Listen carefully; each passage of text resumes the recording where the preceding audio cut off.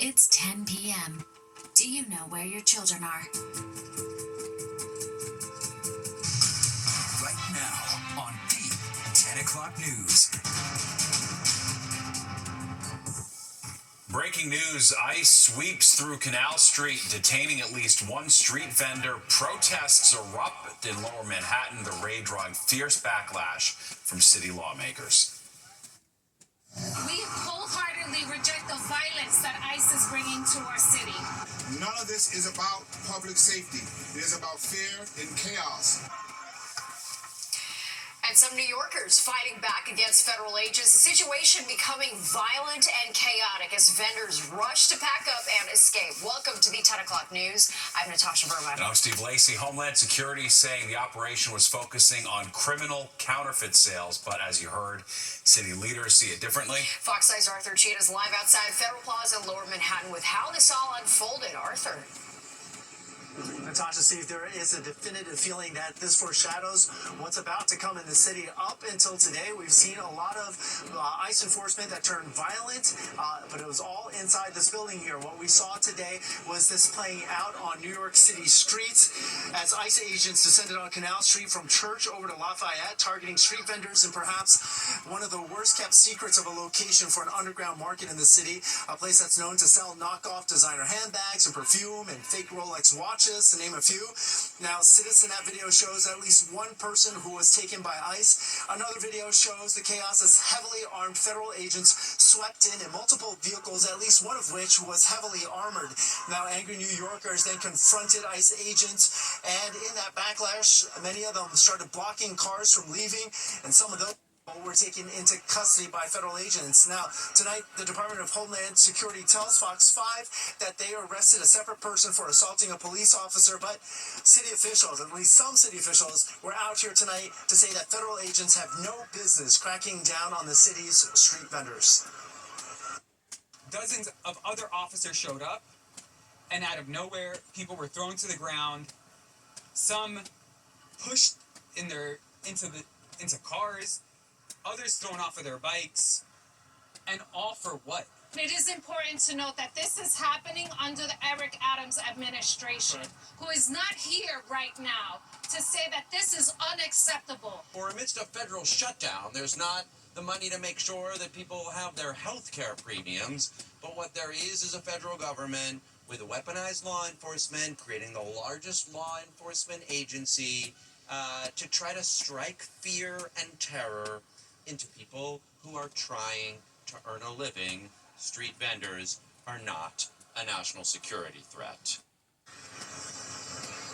The chaos that played out on Canal Street prompted a large group to descend on Federal Plaza. There's still about 40 to 50 of them left here. They've been demonstrating peacefully, and part of that group also marched through downtown Manhattan. Now, many, you heard there, noting the mayor's absence, saying the city should know how many people the feds take off of its own streets. Adams did post to social media, however, saying that the city does not cooperate with federal law enforcement when it comes to deportations, essentially saying the city was not involved today. Now, this, as others are telling us, they think the Trump administration might have ordered today's sweep after seeing a social media post that was complaining about illegal vendors selling counterfeit goods on Canal Street. The most disheartening thing is that if it really was in response to a social media post, it just shows how much of a simpleton this president actually is and how scary this time is.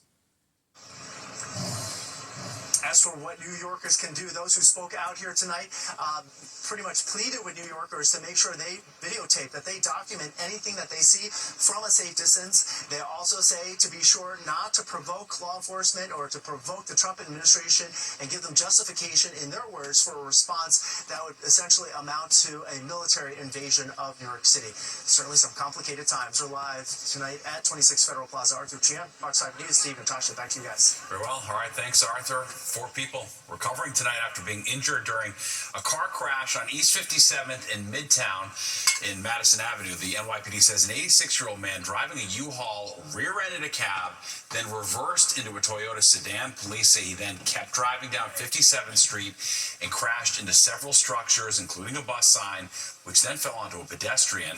That woman had to be hospitalized in stable condition.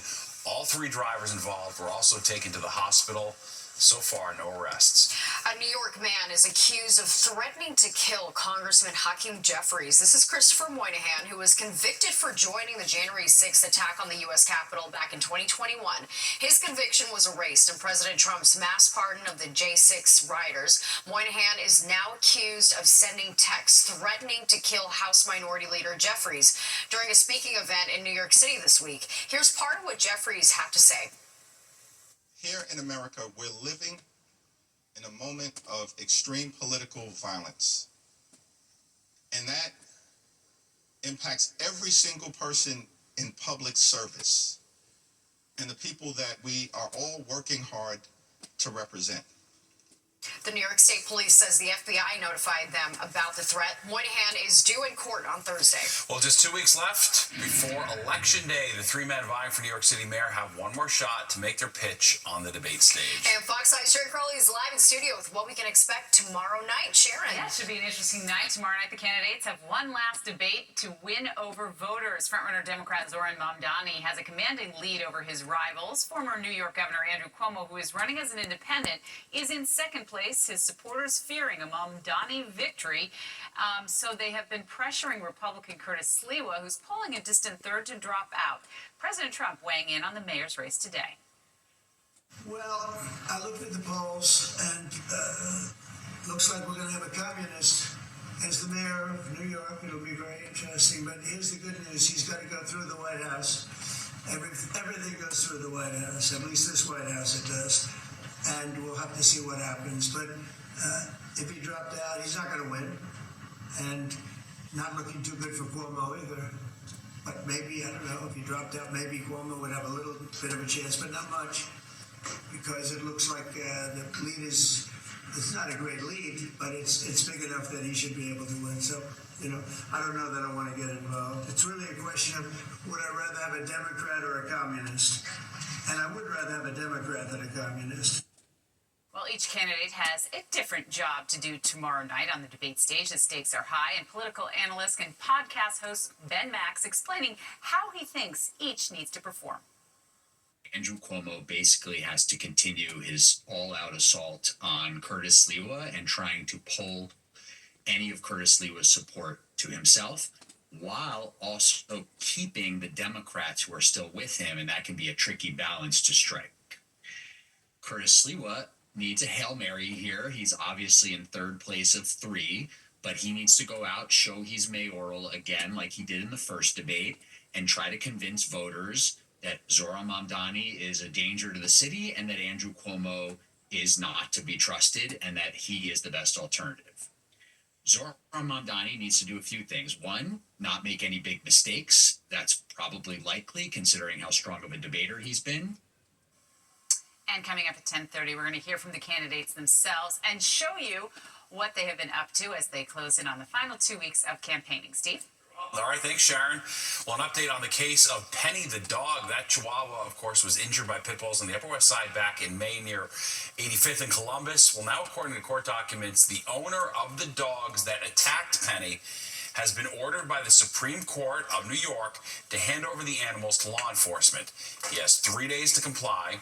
That owner has also been ordered to pay the veterinary bills for the owner of two other dogs involved in a separate attack. Suffolk County Police need your help finding a vandal.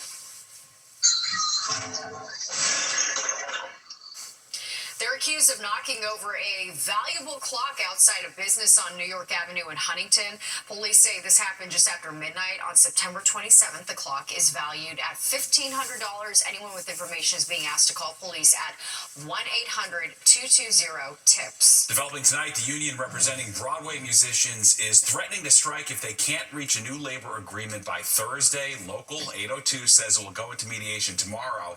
If there's not a contract, excuse me, by Thursday morning, they say they will sneeze immediately. I mean, strike immediately. All right, they're pushing for higher pay, better health coverage, and protection for extra work outside the pit. The union representing actors reached a tentative deal with the Broadway League over the weekend. Mahmoud Khalil back in court today fighting his deportation. The Columbia University graduate was arrested and detained in March over his pro-Palestinian activism. In June, a lower court ordered he be released from jail, and now the government is appealing that decision. Today, arguments were heard before the Third Circuit Court of Appeals in Philadelphia. Khalil's lawyers want his release made permanent. Last month, an immigration judge ruled that he could be deported, although that decision is currently under review. Vice President J.D. Vance traveled to Israel today to reinforce the fragile truce brokered by the Trump administration, acknowledging the recent flare-ups of violence, but said the ceasefire is going better than he expected. There are still a lot of questions surrounding a long-term peace plan, including whether Hamas will actually disarm and how Gaza will be governed after the war. Surveillance video released showing the person last seen with a newborn who was abandoned inside a Midtown subway station. It's drawing questions about safety and systemic failures. We're taking a look at the laws around safely giving up a baby. All right, and change is about to go into effect for people who receive SNAP benefits, how work requirements will impact those currently receiving assistance. Then making learning fun with the help of the NFL. We take you inside a classroom teaching lessons through football. Welcome back. The search is on for whoever abandoned a newborn inside a Midtown subway. New video here shows the person of interest carrying the baby girl outside Penn Station. All right, the baby is safe, but this case is a stark reminder about safe haven laws that aim to protect mothers and newborns. Fox 5's Linda Schmidt live in Midtown with that side of the story. Linda. Yeah, first of all, good evening to both of you. And, you know, we want to go ahead and show that video and that photo again of the woman that police are calling a person of interest tonight. And we are really asking the public to take a really good look at this picture because somebody knows who this woman is. Now, the NYPD releasing this video and the photo earlier today. It is surveillance video of a woman carrying a baby wrapped in a blanket. Detectives are poring over hours of surveillance video from multiple locations on city streets as well as in the subway system to see if they can track her movements on the way to and from the 34th Street Penn Station stop.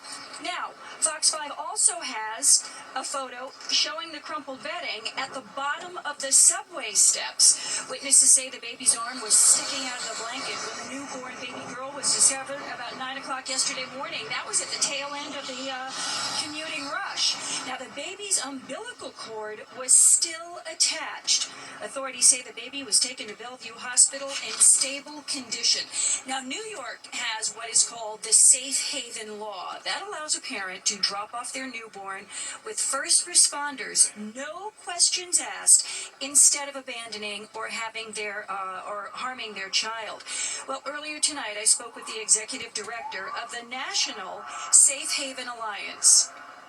In New York, you can safely give your baby to a person at any designated location there, which includes a hospital, a fire station, or a police station. You can do this confidentially, anonymously, without providing any information.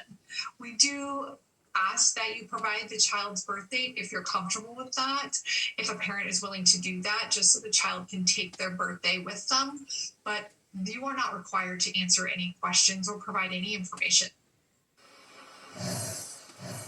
And also, the baby, they will accept a baby at the hospital or a police station or a firehouse, a baby up to 30 days old. Now, detectives, as you can imagine, here in the city with the NYPD, they are working around the clock right now to break this case. Back inside to you. Well, all right, thanks, Linda. The lead prosecutor in the case of the stolen jewelry from the Louvre says they're worth more than $100 million, and that amount doesn't include their historical value. France's culture minister adding the Louvre security system was working properly at the time of the heist. Police say the entire operation took just minutes after the thieves backed up a basket lift to the museum's facade, and then they eventually escaped on motorcycles. It's still unclear when the museum will reopen to the public. Well, big changes coming for those who rely on SNAP benefits. Recipients will need to submit additional monthly paperwork to prove they meet the requirements. And it's going to impact roughly 240,000 low-income New Yorkers. Fox 5's Antoine Lewis breaks down what you need to know. Every family, every meal, food is justice, food is real. Demonstrators rally on the Lower East Side in protest of forthcoming federal changes for those receiving government assistance to buy food.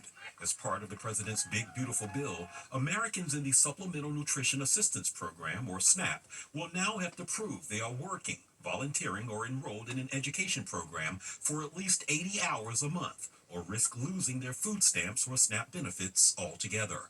34-year-old Anthony Pearson, among those who are concerned. How can I work 80 hours if I have children? I have to pick up my children from school, and I have to take my kids to school. How am I going to work that many hours? It doesn't make sense. Molly Wassell Park, commissioner for the New York City Department of Social Services, is calling the change problematic. So for somebody who's working a shift job, somebody who's working in the gig economy, that can be very, very challenging. A home health aide, for example, whose client goes into the hospital and so doesn't work for a week, that could impact her ability to receive SNAP for the month. Park and other social services officials also have their backs against the wall to get the word out. The changes go into effect November 2nd. They gave us 30 days to put these new requirements into place. So it's very challenging for the agency, and it's going to be very challenging for recipients as well. I've never seen people so happy in our country because of that, because so many different groups of people are being taken care of. But not everyone agrees. It's a $200 billion cut nationally to SNAP, and SNAP is really a lifeline for so many families. Elizabeth McCarthy is president and CEO of the Community Food Bank of Central New Jersey, one of the many tri-state food pantries helping families that are facing food insecurity. I think people have this misnomer that people on SNAP aren't working. About 82% of people on SNAP are working already, but having to prove that and show the documentation is very challenging to some people who may not have a computer, may only be doing things on their phone, to be able to upload documentation to prove that they've worked 20 hours every week. The new proof of work requirement applies to SNAP recipients 18 to 64 and now includes the homeless, veterans, those aging out of foster care, and parents with children 14 and older. We currently serve over 90 million meals every year. We're sort of expecting that number will go up. Exemptions include anyone on disability, and SNAP recipients are being urged to contact their benefits coordinator for further guidance. From the newsroom, Antoine Lewis, Fox 5 News. Well, as we enter the final week or so of October, Nick breaks down the cool down that's set to move into the tri-state. Plus, it's not just New York City mayor on the ballot this November, how the outcome of 3 city council races could impact the next administration. Well, get ready for a perfect fall photo op. The Seaport Pumpkin Arch is now back at Pier 17. The display was installed today. It includes pumpkins, vines, and red leaves that frame up the Brooklyn Bridge. The display will be open through November 3rd. Gotta get the picture for the gram. Can't help but go viral. All right, and the fall weather really does not get much better than this. Just a perfect day outside. Yeah, Nick Gregory joins us now with that forecast. Hey, Nick. It's hello there, and it's still pretty mild this evening. I mean, look at the temperature, 63 in the city now. That's our average high for the day. So holding on to that mild weather with a south wind, 60s across Long Island, 50s when you get further north, Poughkeepsie, Sussex, and into eastern Pennsylvania. Again, the wind south, it's a little busy, still averaging 10, 15 miles per hour. Occasionally the gusts getting up over 20, and the wind will get strong and gusty again tomorrow in the wake of this little front coming by. But all right, look at the radar. Showers are in the forecast, and you can see them now moving into the Hudson Valley and moving through eastern Pennsylvania. And you'll see on the wide view, it's kind of a line that's trying to get organized from New England all the way down towards the mid-Atlantic states. It's all ahead of a cool front that'll be coming your way, and sort of see on the wide view here, I guess we won't see on the wide view here, that there are more showers back into eastern Ohio. So the threat, as you'll see in our futurecast, is really just for the overnight period, and it'll get out of here pretty early tomorrow morning. You'll see that here by about 7 a.m. Those showers have moved on towards eastern Long Island and up in towards portions of New England. So after that, the clouds will break. We'll have lots of sun for the day, but again, the wind will be gusty out of the west to southwest. Still a mild day tomorrow, relatively speaking. We'll be in the 60s, but then the cooler air will arrive starting on Thursday. Looks a little windy on Thursday as well, and we will be struggling to get to 60 at that point. Tonight, going down to the mid-40s in some of those cooler spots north and west, but look at near the city along the coast, again, mid-50s with some showers. Tomorrow, after those showers get out early, the sun comes back. Nice day again, middle 60s for most areas, but then the coolness sets in and stays for a while. Steve and Natasha? Very well. All right, thanks, Nick. Well, no rest for the mayoral hopefuls, candidates spending the day on the campaign trail. That's right, how the three men are using these final days to make their case to voters. All right, and the Knicks set to open the season with two key players missing. How this is expected to impact the team that's looking to make another championship run. Plus, this week on my podcast, Talking with Natasha, I'm taking you into orbit with a special guest. I'm here with Neil deGrasse Tyson. You just released this book, Just Visiting the Planet. Just today. Yes, and Merlin is the alien who is... It's my alter ego. Your alter ego. Who fields all your questions on the universe and answers them with some personality. Some sass. Some sass. Something you're not going to get typing a question into ChatGPT. If aliens are out there, why haven't they said hello yet? Because we think that we are more interesting to them than we actually are. You can catch the rest of our Out of This World conversation. A brand new episode of Talking with Natasha is out now on the Fox Local app and YouTube. You're watching the 10 o'clock news.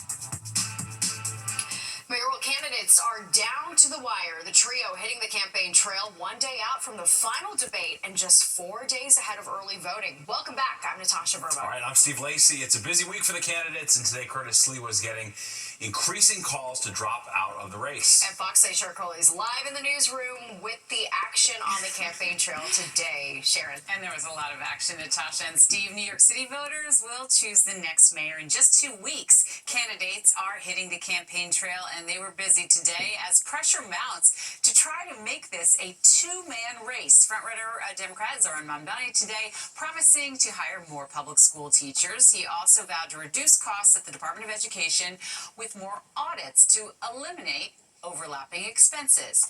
And former New York Governor Andrew Cuomo, who is running as an independent, promising to modernize the subway system. He spoke to the Association for a Better New York. He says that he's also trying to win over Democrat and Republican voters. And Republican Curtis Sliwa promising to be the best crime-fighting candidate, the founder of the Guardian Angels, holding another campaign stop outside a subway station. He is polling in third place, but determined to stay in the race. While my opponents are focused on speaking about each other and which one of them should drop out, my focus will be on New Yorkers themselves and the concerns I've heard from them that keep them up at night. I am not dropping out. Under no circumstance. I've already been offered money to drop out. I said no. Let him do whatever he wants to do. I am reaching out to his voters to get them to support me.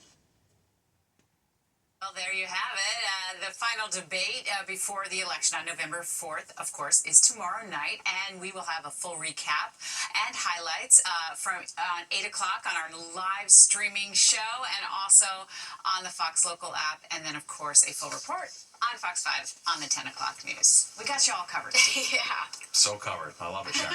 All right, it feels just like fall started, but Con Ed already preparing for winter. The utility says snow is its biggest concern. That's because when streets are salted, the salt goes into manholes and can cause all sorts of problems underground. Now, the combination of ice and wind also creates huge headaches for overhead wires when trees and limbs fall on electric lines. Con Ed officials saying this year they're focused on faster response times. New York Jets owner Woody Johnson blames the team's 0-7 start this season on quarterback play. At the NFL's annual owners meeting, Johnson defended head coach Aaron Glenn, praising his handling of the defense while deferring to staff on whether Justin Fields or Tyrod Taylor should start as QB moving forward. The Jets are last in passing offense and are the only team in the league to not have won a game yet this season.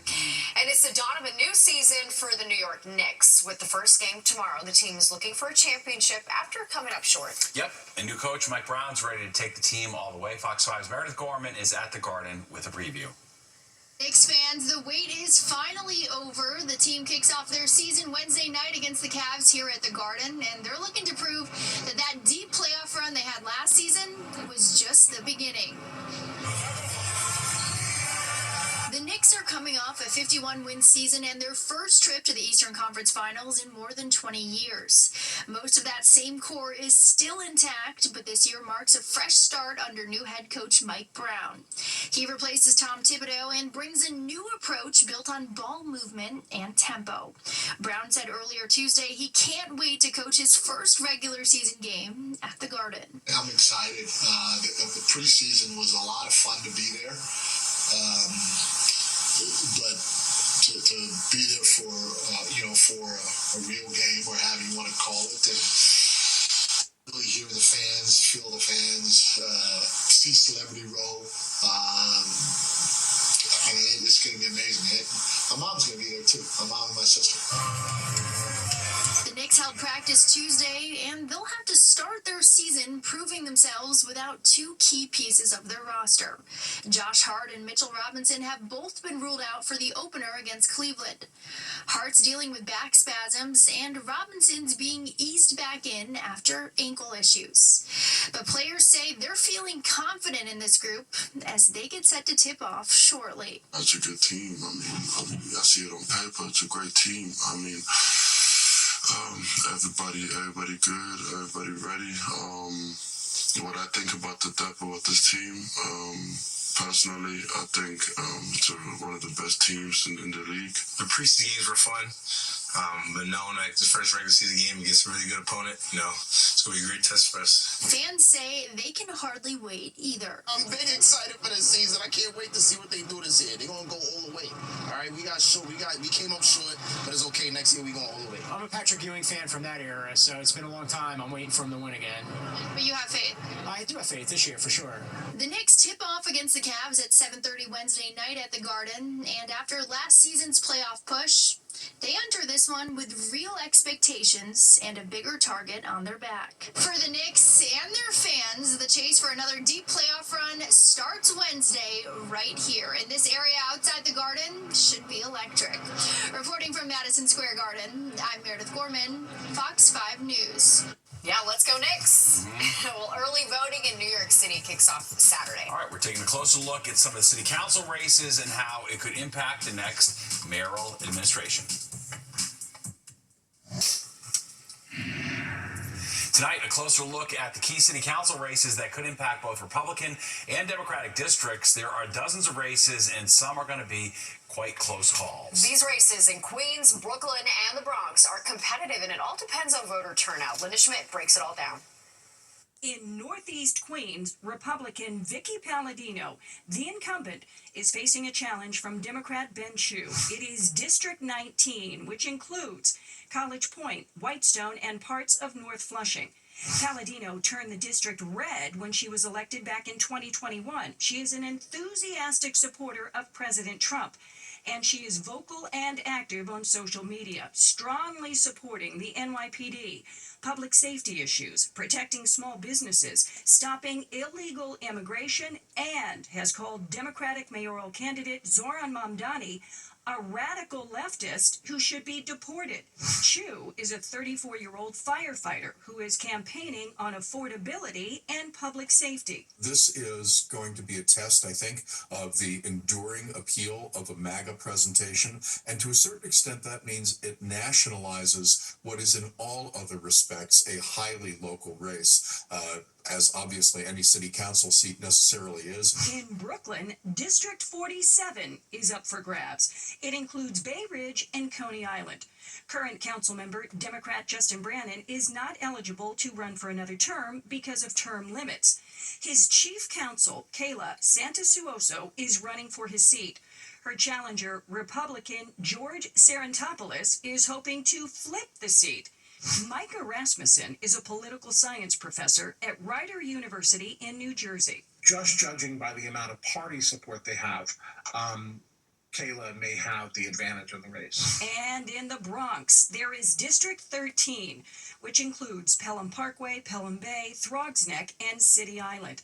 Incumbent Christy Marmorato turned the district red 2 years ago, becoming the first Republican elected to city council in the Bronx in 20 years. She has positioned herself as a moderate Republican. Democrats are hoping to win the seat back with candidate Shirley Aldebol.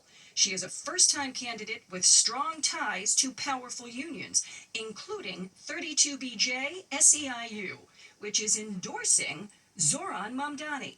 Having the support of organizations who are going to drive out votes. The SEIU is a powerful union with a lot of members. They get out there and they work the streets. Currently, just 6 Republicans hold seats in city council. So what does the outcome of these races actually have on policy and issues for the new mayor? They could be a block of votes that Democrats need from time to time. The mayor could need them, or the opposite side on city council could need them. So, in a way, this is probably the time where a group of a handful of Republican votes could make more of a difference than usual. Linda Schmidt, Fox 5 News. Well, what do math and the NFL have in common? A lot, according to some teachers. How the professional league is transforming the way she is teaching curriculum. Yeah, it's pretty clever. All right, and one-on-one with NBA legend Allen Iverson, how he's describing a new documentary that chronicles his life. Plus, Nick is here with a bit of a cool down on the way, Nick. Yes, it is, Steve and Tasha, and some showers as well. Before we get that cool down, those showers will really be the overnight period into early tomorrow, and the cool air arrives later this week and sticks around. You stick around. The forecast comes back when the 10 o'clock news returns. Without the work of This streak is more history. Next Wednesday, North Carolina destroyed the competition. Basketball. Vanilla. Someone needs to take Aaron out. Will anyone cross state lines? Would it be wrong if I did to Aaron what he did to somebody else? An epic new floor Wednesday at 8, 7 Central on Fox. TMZ! Kylie Jenner is making her musical debut. And it has a really good beat to it. No, it should have been like left in the trash. TMZ. Weeknights at 7:30 on Fox 5. Well, teachers are drafting up a new way to teach their students academics like math, geography, and writing. That's right. The new style curriculum centers around the NFL. We passed this one to Meredith Gorman.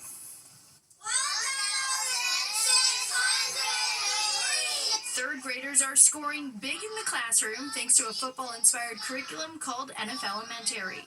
It was created by a Florida teacher and her mother, who was also a teacher, and it's quickly catching on across the country. It combines math, statistics, geography, how far they're traveling, research, reading. There's so much that encompasses it. But yeah, that's the gist of it. So it really is, the sole purpose of it is to get kids excited to come to school and to make learning fun. After successfully using the program in her Miami-Dade classroom, Mary began sharing it with other teachers. Now it's being used by hundreds across the U.S., including the Civic School of Bayside Hills in Queens, where each class follows one NFL team for the year. For Macy Fiscaldo's third graders, that team is the Buffalo Bills. In regards to math, the students are learning place value, addition, and subtraction. So we're tying that in. We're tracking Josh Allen's road to 3,000 passing yards this season. So each week we see how many passing yards he had for that game. We calculate what is the new total he has, how many yards does he have left to reach his goal. And then we're even enriching those students who are at or above grade level and talking about what's the average he needs each game to hit that goal. Students also pick their own teams to follow all year, like this third grader who picked the Chiefs. Because of Travis Kelce and Taylor Swift. Teachers say they've never seen students so excited and inspired to learn. They're really motivated by it, and we saw it really quickly. On day one kid knew football. Day 2, everybody was talking about football, and it just keeps going. They probably know more about football than me at this point. Kids even write letters to their teams, and many around the country have gotten responses, including packages from NFL organizations. Every day we talk about the NFL, like how many yards they have, how many losses or wins they have. Teachers say it's about more than just football. It's about teamwork, perseverance, and making learning something kids look forward to every day. Meredith Gorman, Fox 5 News. I love it. You're teaching difficult concepts like math with in terms they can understand, like football. They can learn on Sundays too. What's better than that? Yeah. All right, let's get a check of the forecast now with Nick, and it's definitely fall. We're feeling it. It is. So we got a little break today, though, right? We hit 66 for the high, which is a couple of degrees above average. We'll be in the mid-60s tomorrow, and then bye-bye to that. We'll be struggling to get to 60 the end of the weekend, not another 50s this weekend. 50 was the low this morning, but that's right where it should be. 84 431 on average, and that average low, or that record low, I should say, is an 1871. Sunrise comes up 714. We're starting to get rid of the clouds right around that time. Right now, it is mostly cloudy. 63 winds out of the south. It's light over the city, but it is still breezy in spots. Humidity's on the increase. Pressure is steady for the moment, 2980. All right, so 60s rule here. East Hampton to Bridgeport, lower 60s to Midtown, down to Belmar. Then it's 50s, Poughkeepsie to mid-50s, low 50s, Sussex towards Scranton, Pennsylvania. And our temperature gain, most areas 3 to as much as 6 degrees from this time last night because we've had a south wind, averaging again near about 10 miles per hour. But the gusts have been a little higher than that.